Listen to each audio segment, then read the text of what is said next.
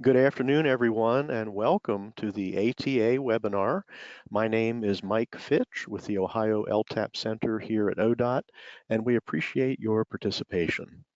As we get started, please take a moment to locate the questions box in the GoToWebinar panel. During the presentation today, please use the questions box to send in any questions you might have. With that, we will go ahead and turn things over to Michael Blau and Caitlin Harley. Hello. All right, thanks so much, Mike. I appreciate it. So welcome everyone to round 2 of our Active Transportation Plan Development Guide webinar series. I'm glad that the 90-minute marathon webinar did not scare you away last week and you came back for more, so thank you for joining. I am going to go through our agenda and then we'll dive into things. So I'm just going to give a brief recap of the first webinar from last week in case there are any newcomers who missed that content.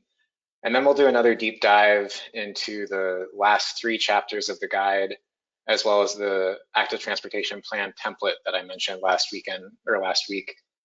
After that, we are going to do another round of Who Wants to Be an Active Transportation Genius trivia game. It's going to be a little bit different this time. We're going to use a poll the audience function instead of calling on individuals. And it's going to be a little bit shorter as well. So hopefully you can stay tuned for that. And then at the end, we will wrap up with some next steps and have plenty of time for Q&A with myself, as well as Kate Harley, who is ODOT's Safe Routes to School and Active Transportation Program Manager. So just a reminder, my name is Michael Blau. I'm a senior planner at Toole Design, and I was the project manager for the Active Transportation Plan Development Guide. I also manage the Active Transportation Academy, along with our partner Burton Planning Services.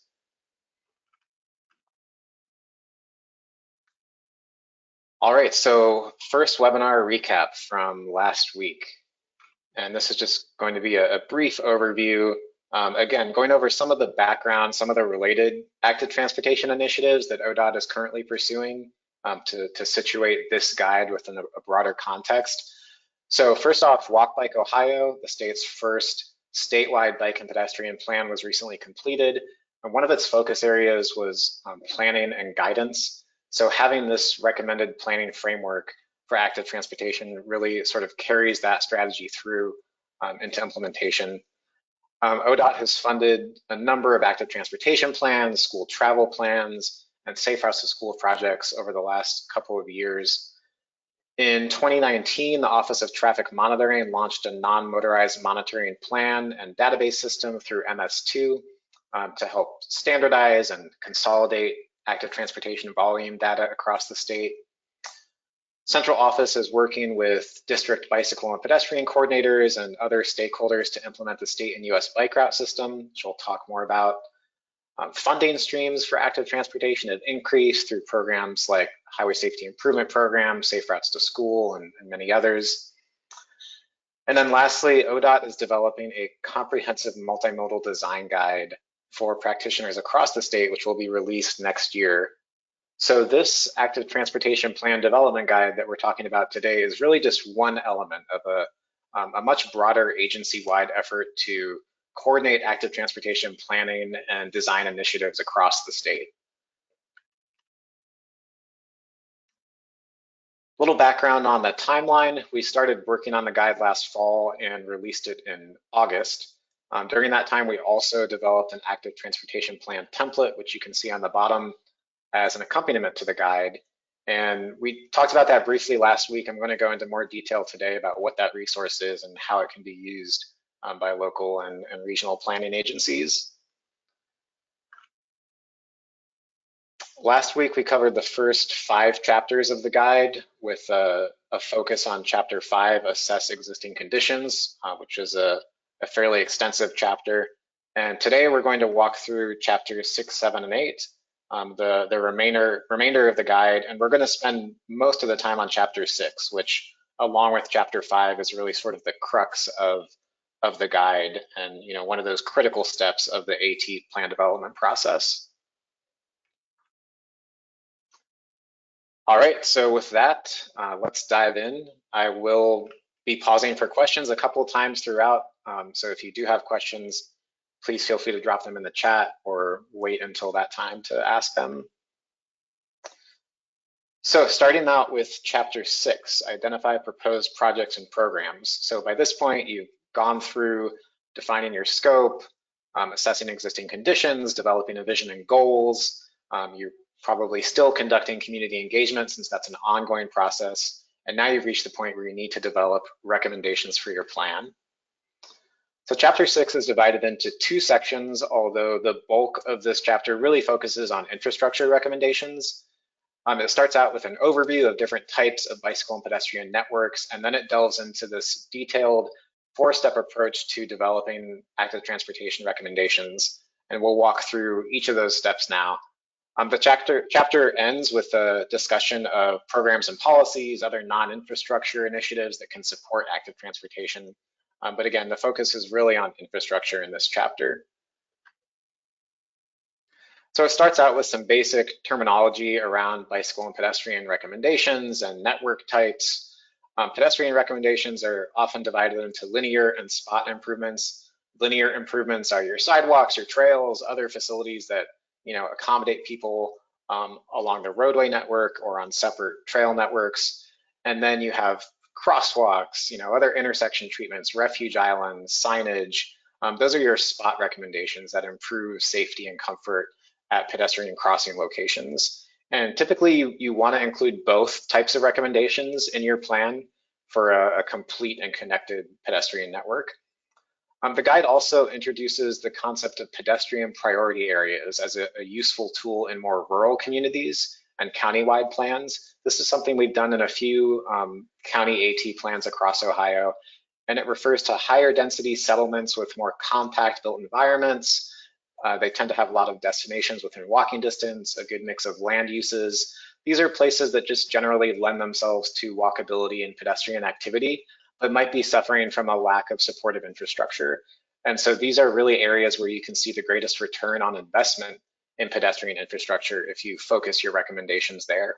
And obviously, needing to balance that effort with accommodating smaller and less densely populated communities as well. And then on the bicycle side, we have a few different types of networks that we talk about in the guide. Each of these are also listed in the FHWA Bikeway Selection Guide. And I won't go through in much detail here, except to say that many communities take a blended approach to bicycle network planning. They plan a focused, low-stress network that creates the most important connections with really high comfort, quality facilities. And then they augment that with a more basic bikeway network that creates additional connections to less popular destinations.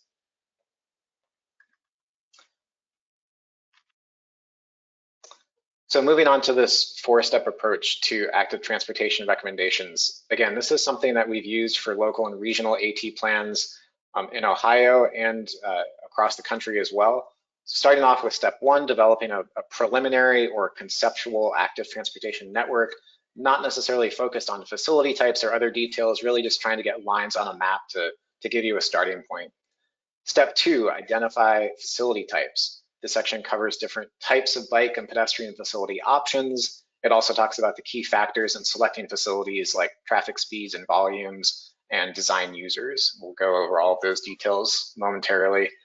Step 3, develop projects. This is where you break up your preliminary network from step 1 into more manageable projects that will help you identify and secure funding, prioritize different segments of the network, and really gain stakeholder support and momentum as the plan is finalized and you move towards implementation. And then the final step is step 4, create a network rationale. And that is simply a narrative that accompanies maps and graphics and other visuals that explain the reasoning behind route alignment, facility selection, and other particulars of your proposed active transportation network.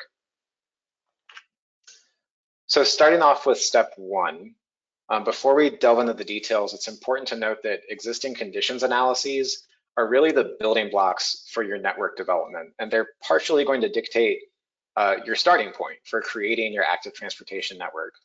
There are a lot of existing conditions analyses that can feed into your network development. We talked about some of them last week, We talked about some of the public engagement mapping activities that can serve as a rough framework for your preliminary network, sort of starting off with desired routes and destinations from the public.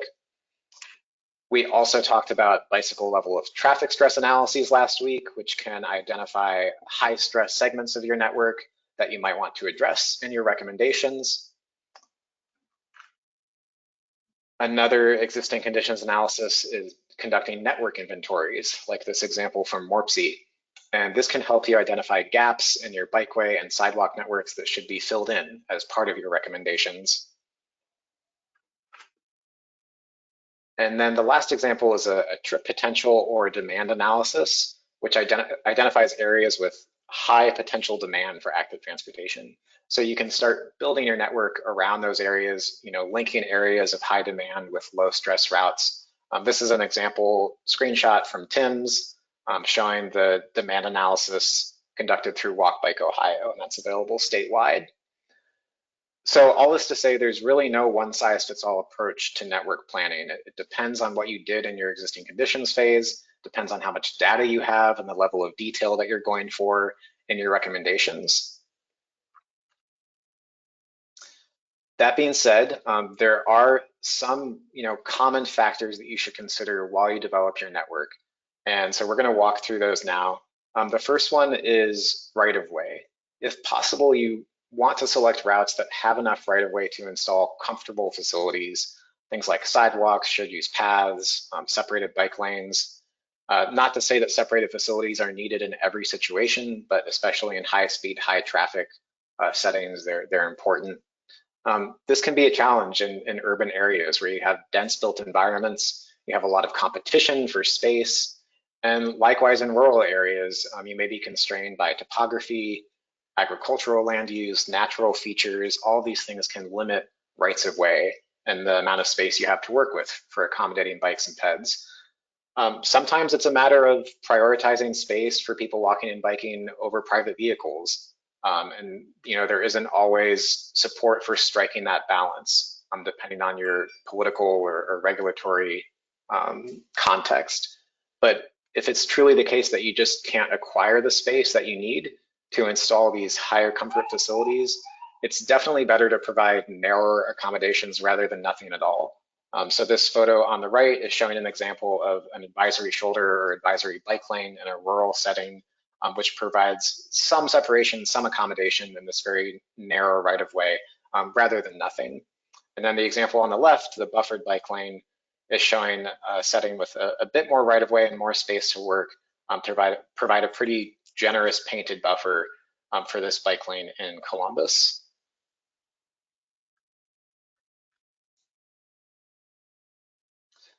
Crash history is another important consideration.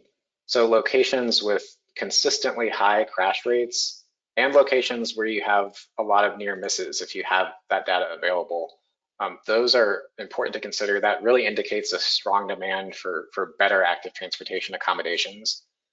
There are other tools you can use as well that are a bit more advanced if you have pedestrian or bicycle exposure models available, which estimate the risk of crashes based on bike ped volumes, roadway features, and other data. You should consider those things as well. But at a minimum, you want to start with crash history.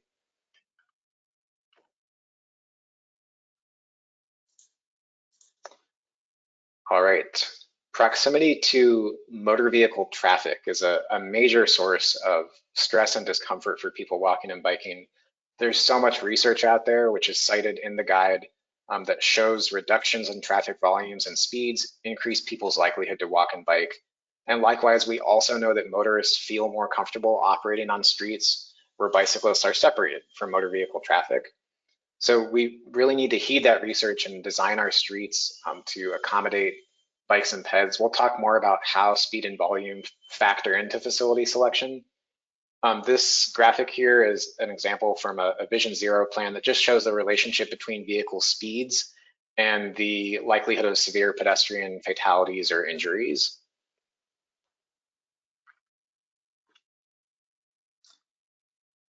There are certain land uses where it may make more sense to focus your active transportation network, places that may be more conducive to walking and biking naturally, mixed use environments, urban commercial, medium to high density residential. All of these are conducive to active transportation, but that doesn't mean that you should ignore other land uses and omit them from your network. It may be less common, but people also walk and bike to agricultural, industrial land uses, big box retail stores, other auto-oriented destinations.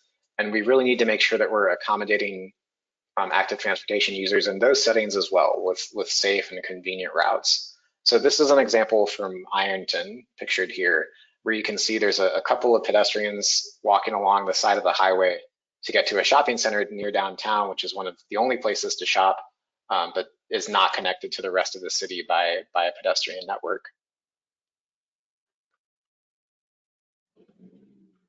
We talked about this last week, that Ohio is establishing a network of state and US bike routes that will span over 4,000 miles and connect more than 400 Ohio communities. So ensuring that your proposed local or regional network is well connected to the statewide and national routes that we're working on is a key consideration during the development of your active transportation plan. Local routes can either connect to the state and US system, or they can actually share the same right-of-way and the same designations as those routes. This picture is an example from Xenia, which shows the portion of State Bike Route 23 traveling through downtown Xenia on a local two-way separated bike lane on Detroit Street. And then lastly, it's a good idea to check for resources and tools that you can use to jumpstart your network development that may be local or regional specific. So for example, communities in Southeast Ohio can use the Buckeye Hills Regional Council's Bicycle Comfort Map to help make planning decisions about proposed bikeways as they're beginning their network development process. So on to step 2, determining facilities.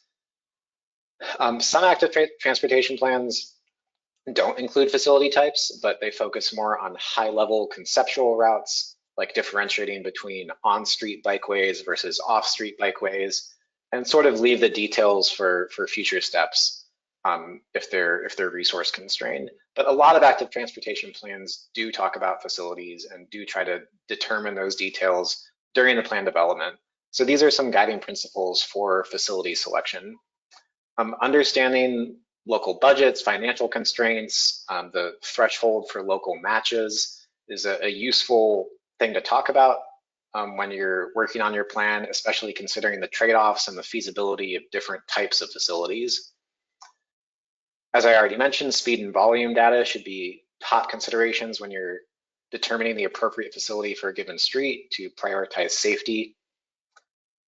Accommodating all ages and abilities. So selecting a facility based on the needs of the most vulnerable users, like children, older adults, people with disabilities. If we can accommodate those groups, we can accommodate more confident and experienced people as well. And then lastly, considering context. It's really important to understand who is likely going to be using the facility, whether there are nearby destinations that might attract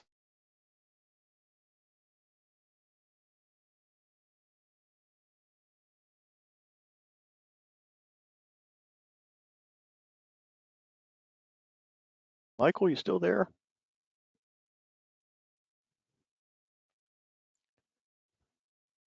I think we lost audio.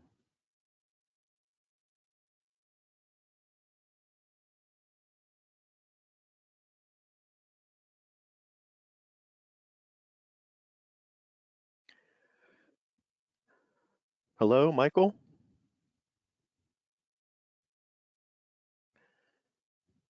Caitlin, are you there? I am. Can you hear me? Yes. Mm-hmm. I know we've had a little bit of challenges with some of Michael's audio, so hopefully he's switching his audio currently. Okay. So we can just give him like 1 minute. Absolutely. Sounds good. And thanks everybody for your patience. We appreciate it.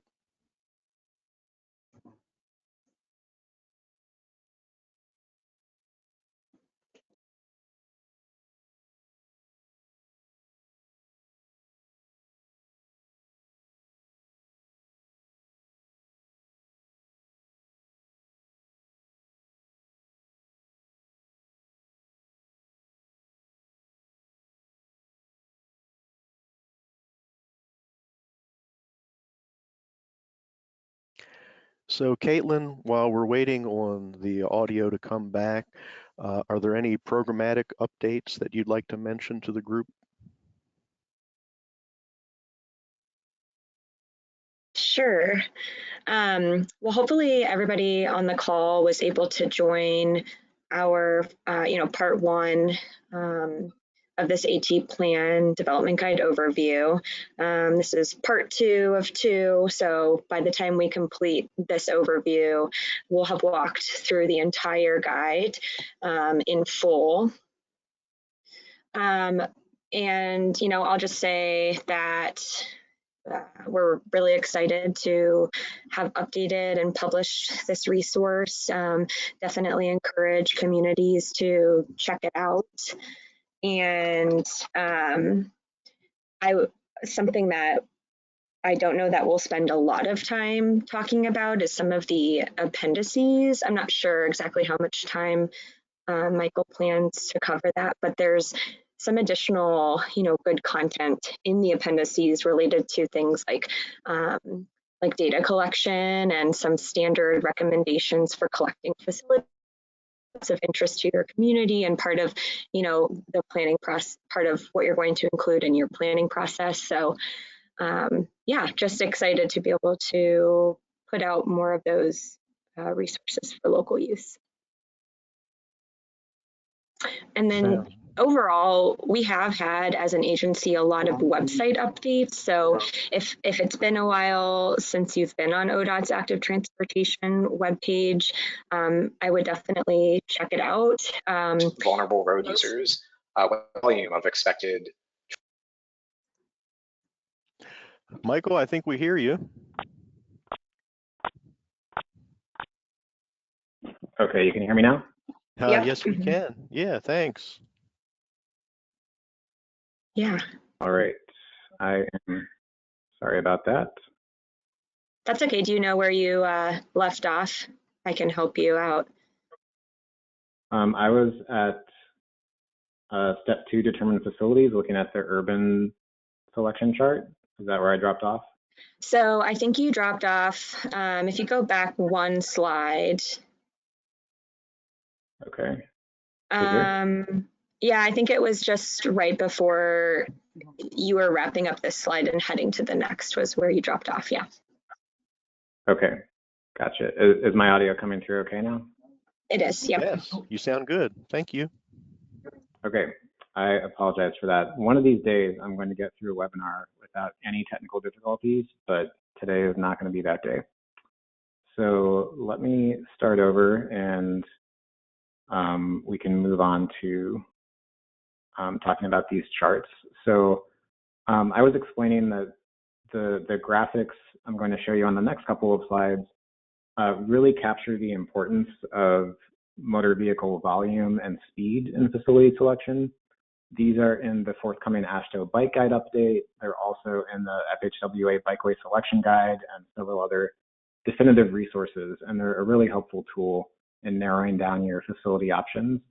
So to select an appropriate facility, you want to collect some baseline data about speed and volumes on the roads that you're looking at, and then take a look at these charts. These include preferred and acceptable speed and volume values for each facility type. And we want to, try to default to selecting the preferred facility when we can. So to put this into practice, let's say that I'm looking at a 55-mile-an-hour road with 8,000 vehicles per day. And to be honest, actually, this road is probably way more than 8,000 vehicles per day. But either way, it clearly merits a separated bike lane or a shared use path on this chart. What if my road in question is 30 miles per hour with 4,000 vehicles per day? So it's right on the threshold between a buffered bike lane and a more separated facility. This is where ground truthing your recommendations really comes into play. If you are able to go out into the field and observe traffic patterns and other factors, that might indicate whether a buffered bike lane is okay or a more separated facility is appropriate. And we talked last week about how active transportation plan development is an iterative process. So this is a good example. You may need to go out and collect more existing conditions data to help determine the right facility type. And it's okay if it takes a few tries to really feel confident in your decision.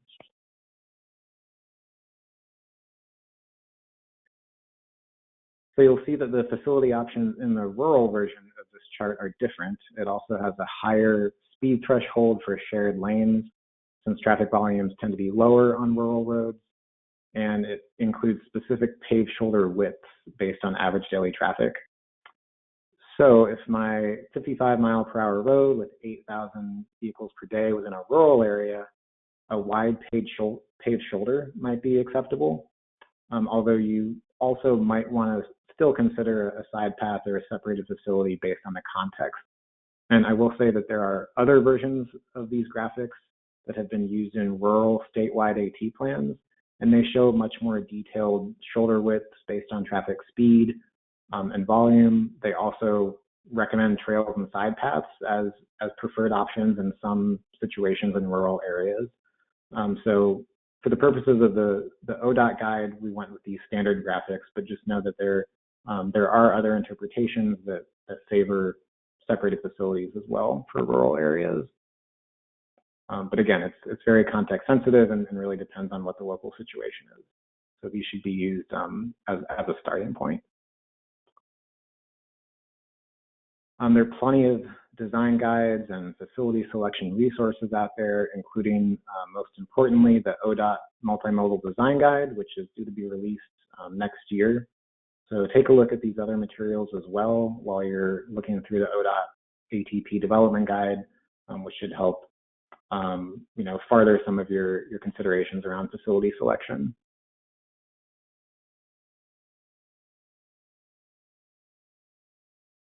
As you're selecting your facilities, it's important to think about who's going to be using them. So design users are, that's just a term for the type of person who's most likely to use a given facility, and really making sure that that facility is built to accommodate their needs in terms of comfort, convenience, safety, etc. So this is a really important step in building a safe and useful network for your community. The design user profile for bicyclists varies based on people's age, their comfort level, their experience and skills. And bicyclists, you can see, are divided into these three main user types. There's a fourth group who are not interested in bicycling, and they account for the rest of the population. But you can see here that interested but concerned individuals make up the majority of potential users. And if we can design networks to suit those users, we can accommodate more confident riders as well. So by designing for the least confident user, we can hopefully accommodate everyone. There's some exceptions to this, like in rural areas where the highly confident user tends to be the default because we're looking at longer distances and difficult terrain. It's also important to think about all the different types of pedestrians that we're designing for when we are trying to implement connected and safe and comfortable pedestrian networks. Most people are pedestrians at some point in the day, so the transportation network really needs to accommodate people with a variety of needs and abilities as they're walking. So this graphic just goes through a few different types of pedestrians. We have people with strollers whose unique characteristics can really depend on the number of people in the group, whether they're traveling for transportation or recreation, the size of the group, just regular, people walking without the use of mobility devices or anything like that. And we have people in wheelchairs, manual wheelchairs, electric wheelchairs. All of these have different physical dimensions and operating characteristics that we need to consider when we're designing for pedestrians.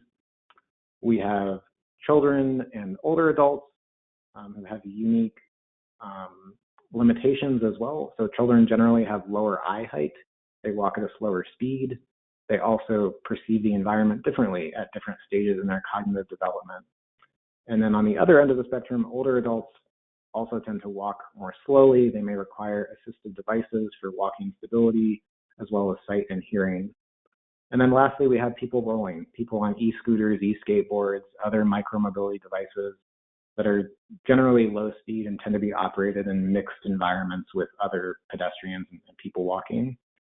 So it's important to consider, this whole spectrum of people moving about that we think of as pedestrians as we're developing our recommendations.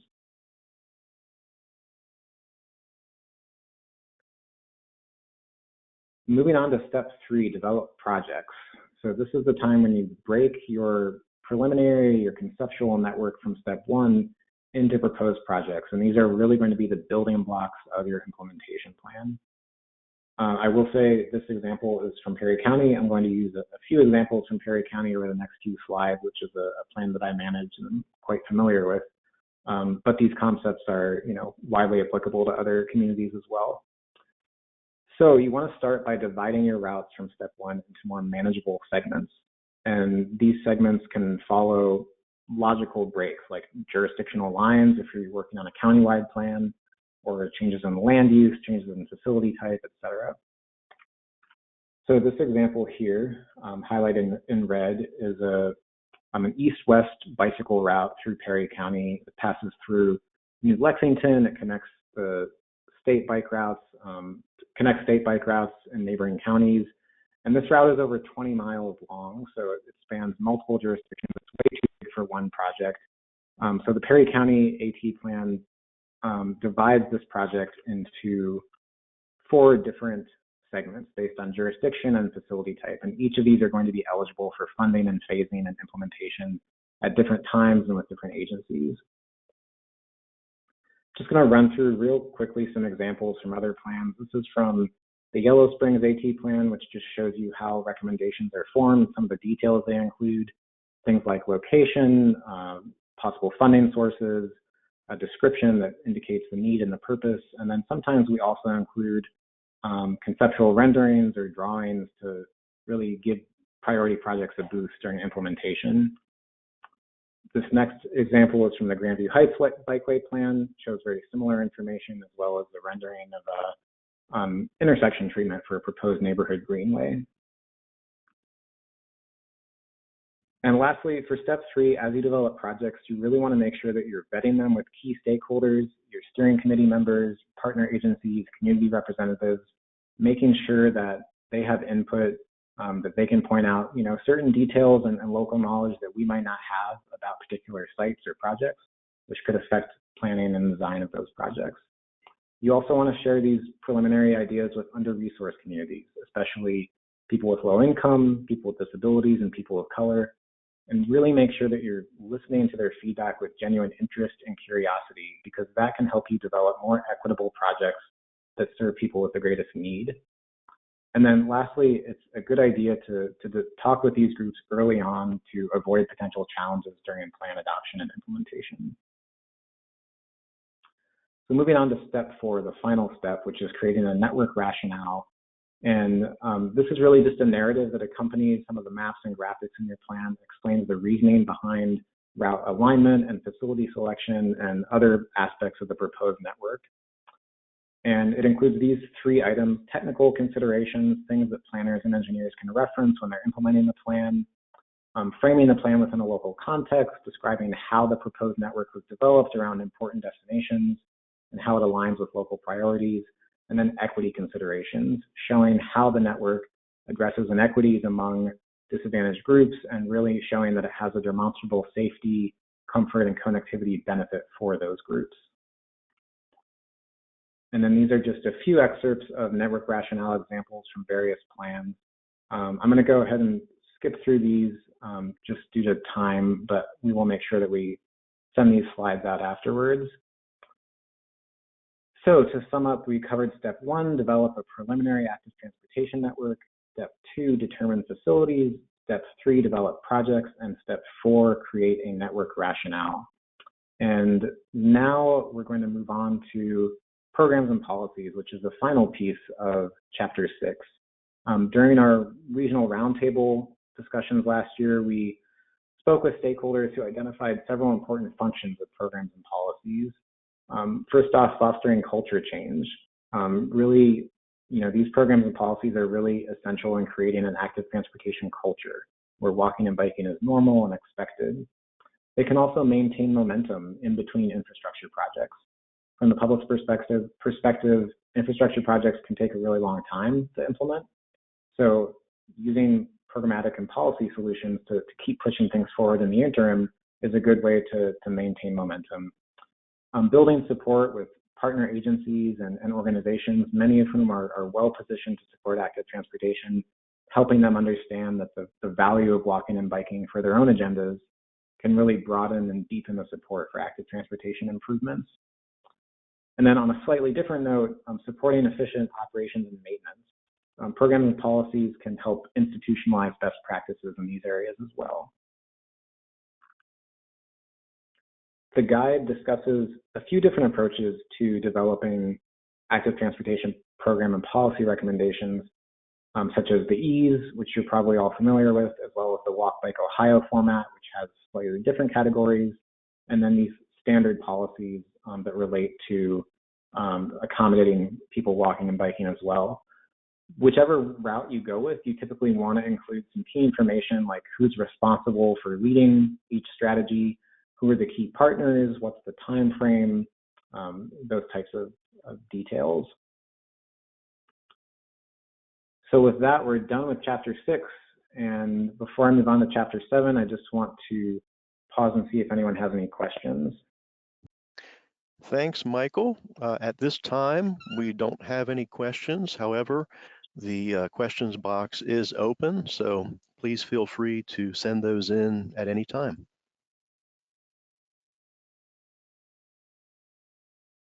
All right, thanks, Mike. And before I move on, I just want to do a time check. We are scheduled to stop at 2 o'clock, that's right? I believe we go to 2:30. Oh, 2:30, okay, my mistake. All right, so we've got some time, but I will keep moving along to chapter 7, prioritize proposed projects. So this chapter is not as extensive as chapter 6, but it does provide a lot of useful resources for project prioritization, which is becoming a more common element of active transportation plans at the local and regional level. It looks at 2 different types of prioritization, a qualitative and a quantitative approach, and then it also provides some information on these other elements of prioritization as well, which we'll talk more about all of these.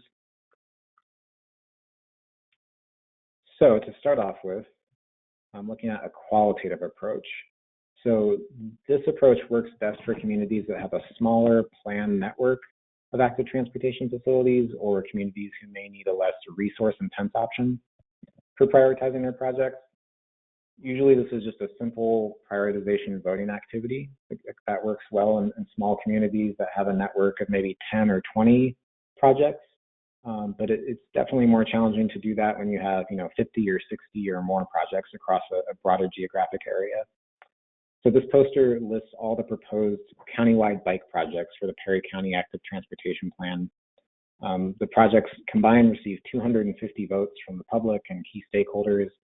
And this graphic shows the top 10 projects that were prioritized, shown here and included in the final plan.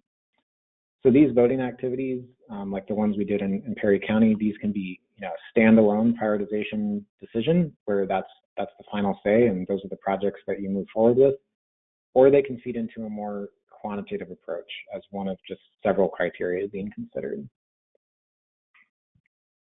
What does a quantitative approach look like? So the guide frames the quantitative approach within Walk Bike Ohio's goal areas. And this type of approach typically relies on GIS data sets to score and rank projects based on a set of criteria. So there are 8 potential criteria shown here and included in the guide, most of which are Walk Bike Ohio goals. And the guide walks through each of these areas. It explains the importance of each one in prioritization and provides links to relevant data sets as well. So typically you really only need 4 or 5 criteria for a prioritization process. Anything beyond that can become unwieldy. So the guide recommends selecting the ones that make the most sense or are the most relevant for your community. I think really one of the most important things to point out here is that if you do a quantitative prioritization process, human interpretation of the results is really key. You can't treat a data-driven quantitative process as a foolproof method that's just going to spit out the perfect answers every time. we really need to examine the results with some skepticism and realize that there may be flaws or inaccuracies in our data or in our methodology that are going to produce unexpected results. So it's okay to take a few attempts to achieve the desired outcomes that you're hoping for. And this table is an example from an AT plan that it doesn't follow Walk Bike Ohio goals exactly, although there is definitely some overlap, and you can see it also incorporates that qualitative stakeholder input as well.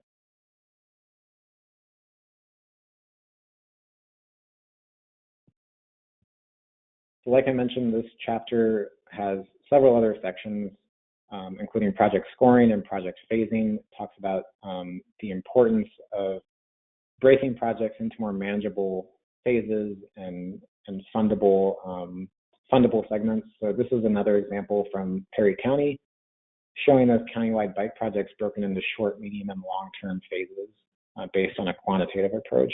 And the guide also explains the need to be flexible in case we have unexpected opportunities arise during implementation. So for example, if you have a long-term project that is getting programmed for resurfacing a few years after the plan is adopted, you may need to upgrade that project to the short term to take advantage of that opportunity. And then there are a few other sections here that really focus on further developing your top priority projects with renderings, concept designs, cost estimates, and other resources for carrying them through to design and implementation.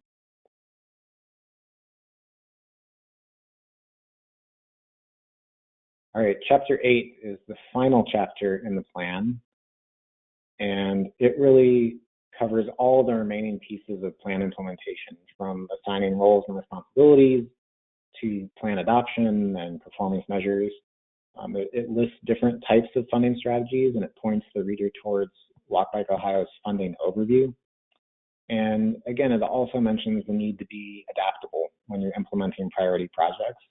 It talks about a few different strategies, things like using low-cost temporary demonstrations if permanent treatments are not feasible at that time, or breaking down top-ranked projects into more manageable chunks that can be funded and constructed individually. So there are a few different ways to be adaptable in going about implementing your projects. Once a plan is complete, there are typically just one or two implementing agencies who actually have the legal authority and the financial resources to build projects. And these are typically county engineers, city or village departments of public works or street departments, and ODOT districts.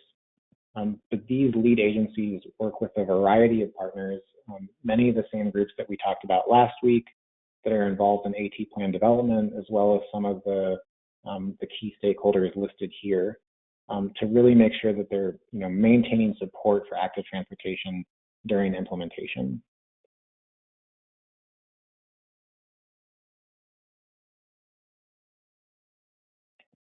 Chapter 8 also introduces the concept of fiscally constrained versus aspirational plans. And aspirational plans really focus on ideal active transportation networks without regard for funding limitations or anything like that. So these are sort of your pie in the sky green networks that offer the most comfort and safety to all users. And then on the other end of the spectrum, we have fiscally constrained plans that include information to confirm that projects can be implemented using committed or available resources. So an example of that would be the screenshot from the Williams County Active Transportation Plan, which has cost estimates for each of its proposed projects. And in reality, the guide explains that most active transportation plans include a combination of aspirational and fiscally constrained content, and that it is important to know your financial constraints, but you don't want to be so tied down that you're never going to push yourself to really create something visionary. So just an important balance to strike as you're developing your recommendations and discussing things with your stakeholders. And on that note, partnerships are really key here, because there are going to be projects that you really need to build for reasons of safety or whatever the case is that you just can't afford to at the time of plan adoption. So rather than removing them from your plan, in which case they're never going to get built, you need to seek out partners leverage relationships, and really build a case for decision makers to support those recommendations. And then when funding does become available, make sure that those projects are at the top of everyone's list. These last two bullets are just some questions to consider to help evaluate the feasibility of your proposed projects. And you can see that developing cost estimates, as Williams County did, is a really helpful tool in this process.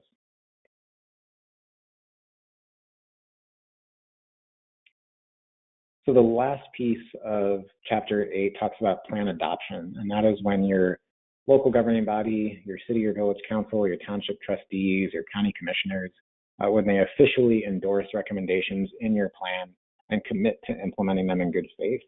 And these are just a few pointers that you want to keep in mind during plan adoption. First off, keeping decision makers up to date is really critical, and making sure that they're involved early on in the process, that can help ensure smooth adoption. So, even if it's just inviting them to walk audits or bike rides, other engagement activities, so that they're participating early on in the development of the plan, can help lead to more support for adoption. Contact the adopting agency early in the process and understand how long it typically takes to adopt a plan. You need to, make sure you have a grasp of all the different steps that are coming your way, whether that means that the plan has to be read at a council meeting before it can be adopted at the next meeting. You need to understand these details because that impacts your overall timeline and your ability to apply for funding. By integrating active transportation projects into other plans in your area, you can build a stronger case for funding opportunities. So for example, if you have a project that's listed in both your AT plan and your MPO's regional long-range transportation plan, that shows a potential funder that there's going to be broad support for the project among different stakeholders. And then lastly, consider who's going to oversee implementation as the plan is adopted and after it's adopted. Some communities create an implementation team that could be similar to the advisory team you had during plan development, or it could include other stakeholders as well.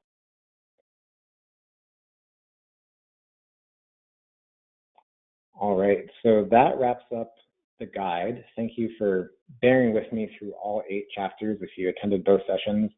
Like I mentioned last week, we also developed an AT plan template to help communities really operationalize the practices in the guide. So I'm going to walk through some of the highlights of that resource now and let you know what is available. So first off, the template consists of a Word document. We also developed a PowerPoint template that can be used for stakeholder presentations, council meetings. It can also serve as an executive summary of the plan, if that's something that you're interested in. And this sort of goes along with the theme of the guide, and that we're really trying to standardize some of the components of active transportation planning at the local and regional levels across the state. But these tools also provide so much flexibility and customization for you to develop plans that meet your needs, that reflect your local priorities. So really trying to strike that balance and get the best of both worlds. The template is full of sample language. It has a lot of instructions, links to resources, customizable graphics, and communities can sort of take or leave these options. You can use the language provided, you can customize it for your own needs, or you can start from scratch and take a different approach, whatever makes the most sense for you. This is just a screenshot example showing some of that boilerplate language.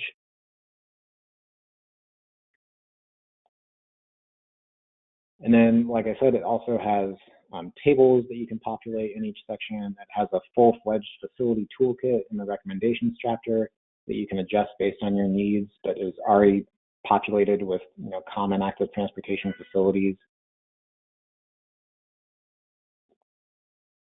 Other customizable graphics, charts, visual aids, all of these which are easy to edit in Word. And then if you remember from last week, the conducting existing conditions analyses was really a major focus of the guide, which provides a whole menu of options tailored to your level of effort and your resources. So the template mirrors that depth and that detail, and it provides sample language for some of those key low effort analyses that the guide recommends. Things like equity analyses, gaps and generators mapping, crash analysis, network connectivity, analyses. All of these things are included in the template sample language. So just a brief glimpse of the template. I encourage you to check it out. It's available on ODOT's website along with the Active Transportation Plan Development Guide. And with that, I will pause again and see if there are any questions. All right, thanks, Michael. We do not have any questions at this time, so we can move forward. All right, great. Just give me one moment while I pull up our activity here. Sure.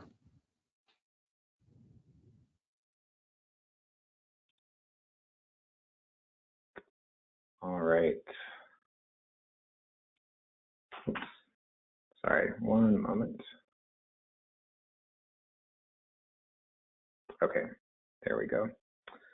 So if you all were here last week at the first webinar, we played a round of Who Wants to Be an Active Transportation Genius? This time, like I mentioned, we're going to do it again. It's going to be a little bit different. So we are going to use the GoToWebinar polling function, and everybody is going to get the opportunity to answer each question rather than me calling on an individual. So Mike, do you have the polling questions ready to go? We have them ready to go, yes. All right, so the way it works is that I am going to display each question, and then Mike will open the poll. That should pop up on your screen. You'll have about 30 seconds to submit your answer, and then I'll go ahead and reveal the results, and you all should be able to see the audience results as well. And hopefully this time, I think we're going to have the audio working, which should make this a little more exciting. So with that, let's go ahead and get started.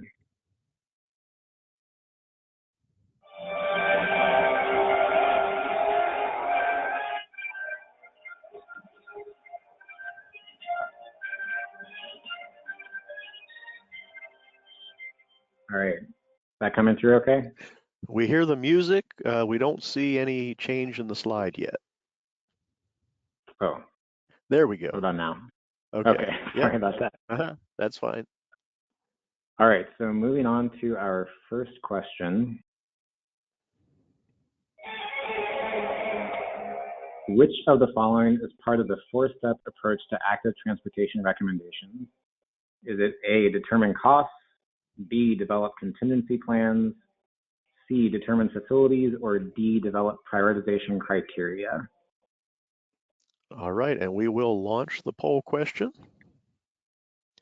and we'll give everybody some time to respond. And we see answers coming in already.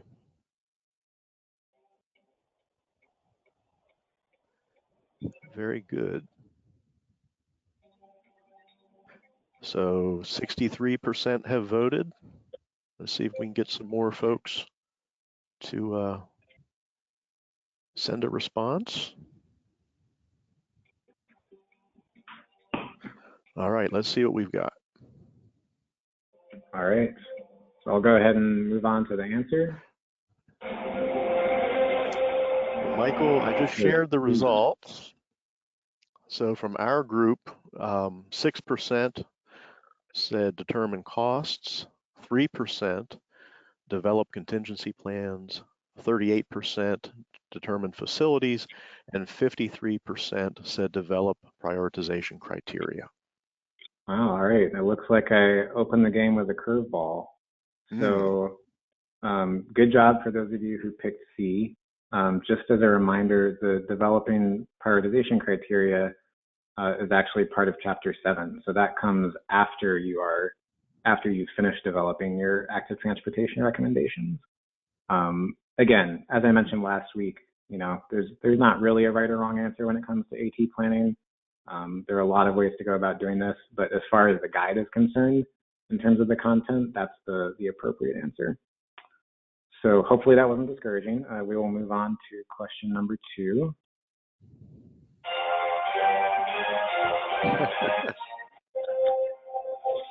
And just a reminder, we're only going up to 7 this time. We're not going to do the whole 14. So question number 2. Which of the following is not a bicyclist design user profile? A, somewhat confident, B, highly confident, C, interested but concerned, or D, crazy and reckless? All right, we will launch the question. And we see responses right away.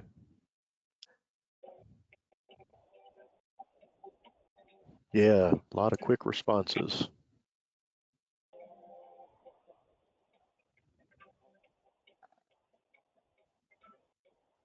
All right, let's share the results.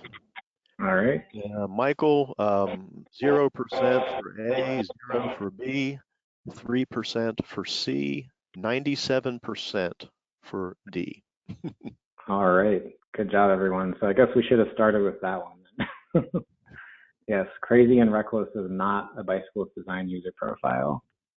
So well done. Moving on to question 3.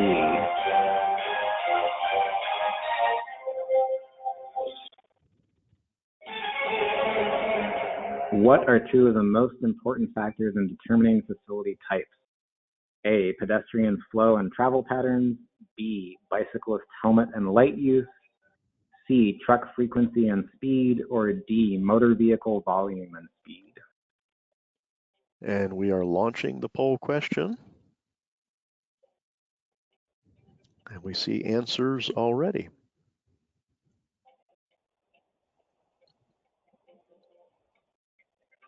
And we'll give a few more seconds.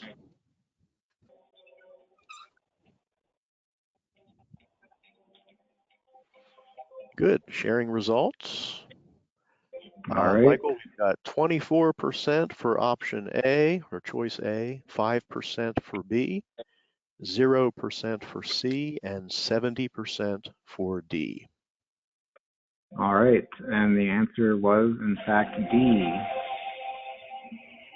Motor vehicle volume and speed are the 2 most important factors in determining facility types. If you recall those blue graphics I showed from the AASHTO bike guide that really highlight the need to consider vehicle volume and speed.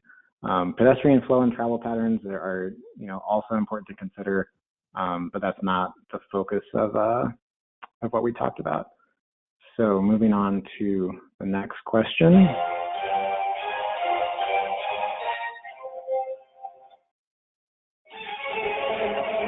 Which of the following are important functions of active transportation programs and policies? A, foster culture change, B, distribute swag, C, win votes, or D, maintain momentum? And you can open the poll mic. There should be an option for 2 correct answers for this one. Okay, yes, it says select all that apply, so you do have that option.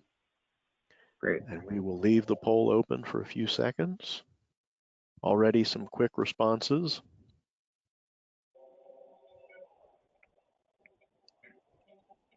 Very good, let's share results. All right. Results are 97% for A, 0%, 0%, and 91% for D. All right.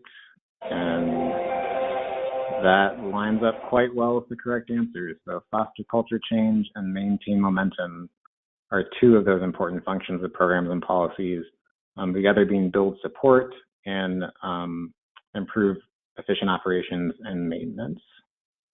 So good job, everyone. Moving on to the next one.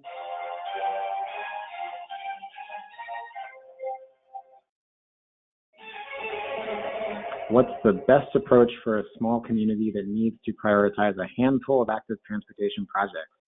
A, roll dice, B, fight to the death, C, GIS mapping, or D, prioritization voting activity? All right, the poll question is launched. And we see responses arriving already. Okay, very good. A few more seconds.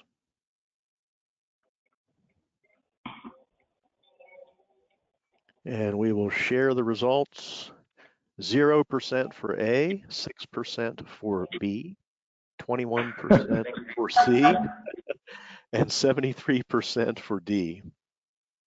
All right, and B is the correct answer.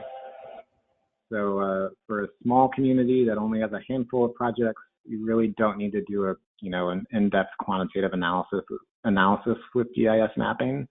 I hope that communities are not engaging in a fight to the death to determine these projects, but it sounds like in some parts of Ohio that may be the case.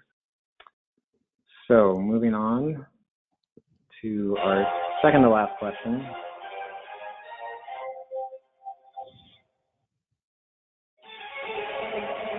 Which of the following are not examples of typical implementing agencies? A, ODOT districts, B, chambers of commerce, C, school districts, or D, county engineers? And this is another one where you should have multiple correct answer options. Yes. So we have launched the question.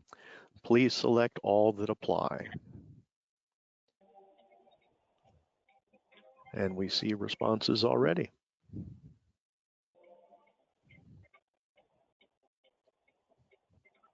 Okay, a few more seconds.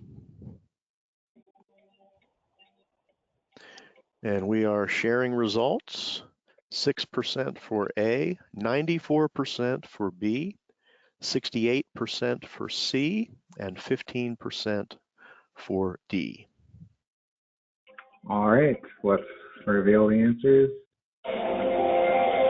Chambers of commerce and school districts.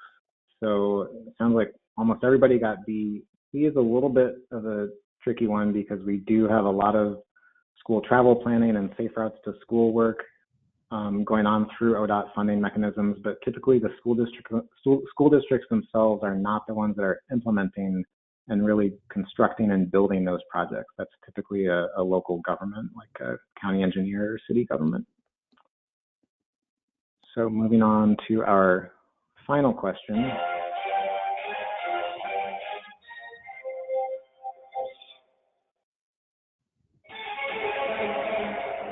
Which of the following are part of creating a network rationale? A, equity considerations, B, technical considerations, C, design considerations, or D, political considerations? And this is another multiple answer option. All right, and we have launched the final poll question. Answers arriving already, that's good.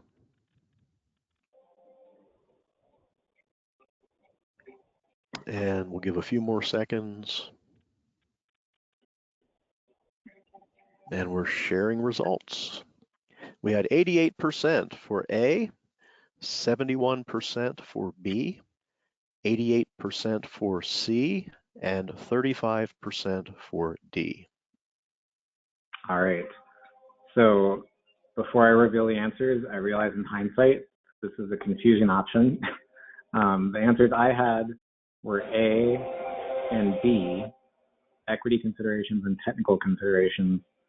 But I now realize that design is really part of that technical consideration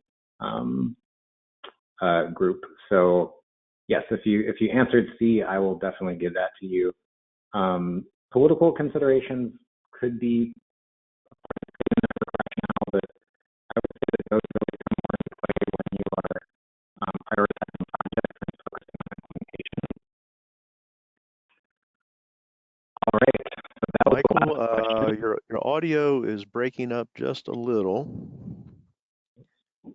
Thanks everybody for participating in those poll questions. All right, is that any better, Mike? Yeah, you sound better. Thank you. Yep. Okay, great. All right, so yeah, thanks everyone for participating. Hopefully you had a good time, and we're going to wrap things up now. I have a few more slides before we conclude. So next steps, now that you are all active transportation geniuses, what is the next step? How should you use these resources? As a starting point, you can use this link to navigate to the guide, and we'll send this out later. You can also just Google ODOT Active Transportation Plan Development Guide, should pop up. But going through Chapter 2 and scoping out some of your plan basics, like who your stakeholders are, what the timeline is, what the geographic focus area is, et cetera. those are going to be really helpful exercises to get yourself started on the path. Also, you know, this is a brand new resource. We did a lot of workshopping with stakeholders and ODOT staff, but now that it's published, we'd love to hear how it's working out for you. So give it a try, see how the guide works, see how the template works. ODOT will continue to update this as the practice of active transportation planning evolves. So, you know, there's definitely opportunities to incorporate new ideas and content based on your feedback. But we really want you to give it a test run and see how it works for you. So remember that there's a spectrum of tools and resources that you can use as you do your local and regional AT planning available through ODOT. You can use the AT plan development guide and the template to develop your own active transportation plan. You can also apply to the AT Academy for an AT planning workshop to help your community and your team get started, whether that's, you know, hosting a walk audit or whatever else might make the most sense for your community. And then lastly, AT plan development assistance. ODOT is planning to open up a competitive application early next year for local governments to request AT plan development assistance. So this is really going to be, you know, the highest level of technical assistance to help you through each step of the AT planning process. There's going to be a lot more information shared toward the end of the year, but in general, that means that consultants will be available to help local communities on a competitive basis with the purpose of developing a standalone active transportation plan, which is going to align broadly with statewide goal areas from Walk Bike Ohio, which we discussed in the presentation. So again, this is in the works, but ODOT expects to announce more details, you know, late this year, early next year. So be on the lookout for more information. Keep tabs on ODOT's Groundwork newsletter, as well as the LTAP newsletter. Those are good places to look for information when this becomes available. Just a reminder, these are some of the Active Transportation Academy options that are relevant to the guide. So Active Transportation Basics is the e-learning course. It's just been updated. Hasn't been fully released yet, but it's being updated to correspond with the guide. We're also going to update the Creating an Active Transportation Plan community workshop to correspond with the guide. And then Conducting a Walk Audit has also recently been updated. So these are all really fresh, new, revised resources that you should take advantage of. And with that, I will open it back up to Q&A. If anyone has questions, comments, feel free to drop them in the chat. Kate Harley is also here as well to chime in if anyone has questions for her. Yep, I'm here. Right. Thanks, Michael. And yes, the questions box is open, so we welcome any questions from the audience. And while we're waiting for those, Caitlin and Michael, anything else you want to talk about at this point?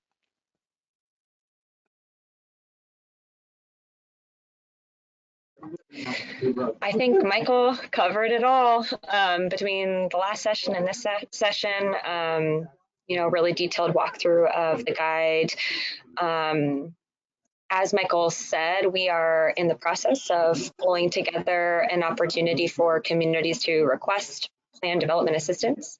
And really, you know, the best ways to stay connected with updates is through, our Groundwork newsletter, LTAP newsletter.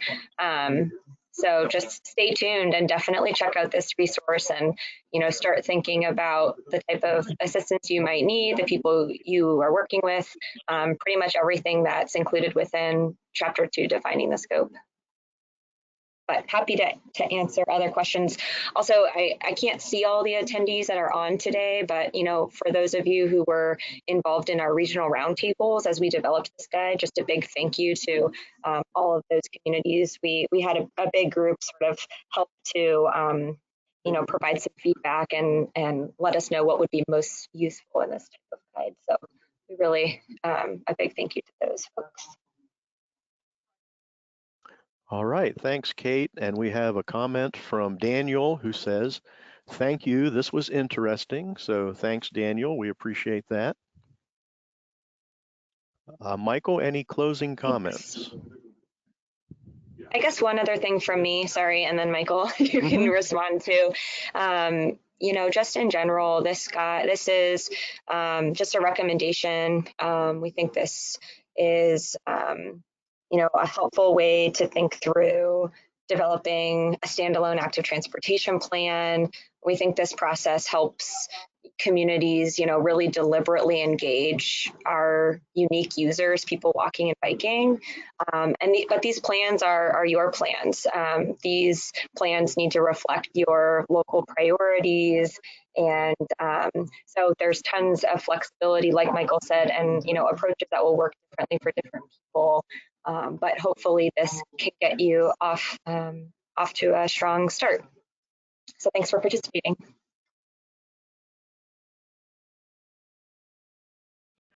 Yeah, Michael, thank you, Kate, for thanks, Kate, for joining, and Mike for facilitating. I don't have anything else. I think I've probably spoken enough on this guide now. Happy to stick around for more questions. I will say that game show theme song has been stuck in my head for the last week, so hopefully you all can join me in that now. Yeah, we have a comment from Chris who says thanks all, so we appreciate that. Yeah, thanks everybody for participating. If you have any follow-up questions, please feel free to email Kate or Michael. And we hope to see you at a future webinar. Thanks very much. Thanks. Thanks, everyone.